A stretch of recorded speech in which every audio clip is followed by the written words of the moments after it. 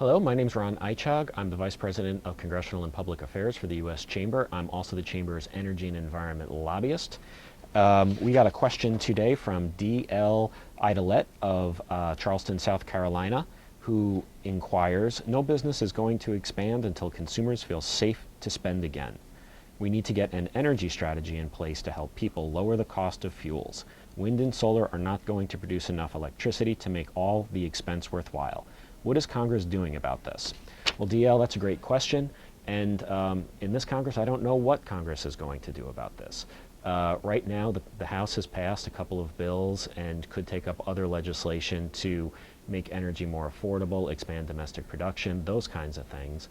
We don't foresee a whole lot of chances of the Senate to take up similar legislation for two reasons. Number one, getting to 60 votes, the 60 votes that you need on energy legislation and all legislation is extraordinarily difficult, particularly in a climate like this one, where there's a high degree of partisanship and the Senate isn't getting a whole lot done. More specifically, there's no consensus on how to deal with these issues. We need an all-of-the-above energy strategy, one that deals with more domestic production, one that deals with more renewables and conservation and new technologies. So we need more of everything. We're not going to drill our way out of this problem. We're not going to conserve our way out of this problem. But Congress needs to sort of get on message and understand that fact and needs to deal with legislation that's going to deal with all of these issues.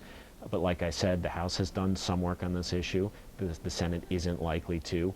And the administration continues to put out regulations that make it more difficult to use energy, expand energy, and use the energy that we have here at home. So do I see a whole lot of hope for new energy legislation this year or next year? I don't see a whole lot of hope.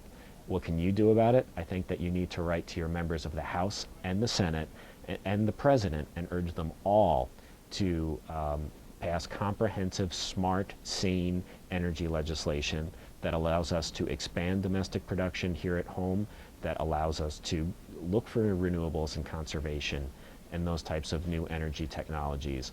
But we need to address this issue, and we need to address it in the short term. Thanks a lot. Great question. Talk to you next time.